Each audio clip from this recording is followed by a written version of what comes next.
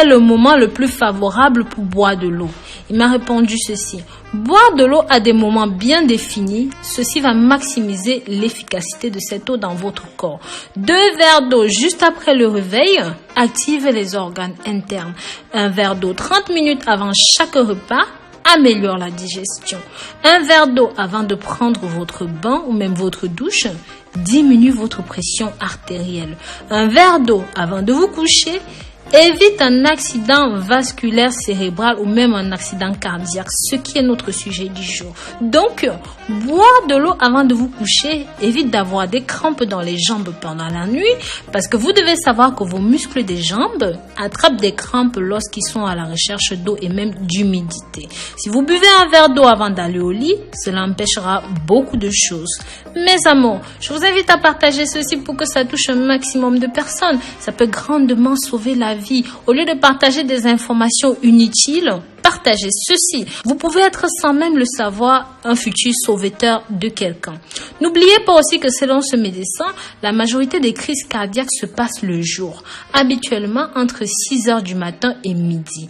Avoir une crise cardiaque la nuit, au moment où le cœur doit fonctionner à son rythme le plus calme, signifie que quelque chose d'inhabituel s'est passé.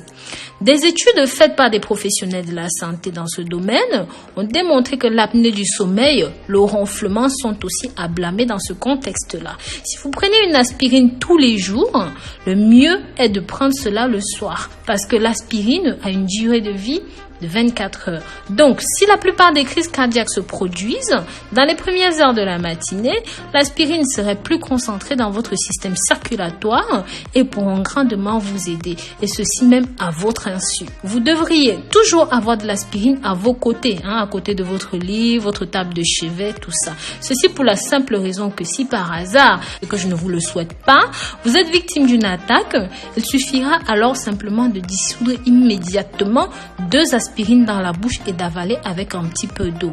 Il y a d'autres symptômes d'attaque cardiaque, en plus de la douleur à la poitrine, dans le bras. Vous devez aussi prendre en compte des douleurs intenses à la mâchoire droite ou dans le cou, ainsi que des nausées et parfois beaucoup de transpiration. Mais sachez que ces symptômes peuvent aussi arriver fréquemment et parfois pas tous les mêmes et même pas tous en même temps. Mes amours, je vous recommande de regarder cette vidéo jusqu'au bout. Ici, je vais vous présenter tous les symptômes qui devraient vous alerter.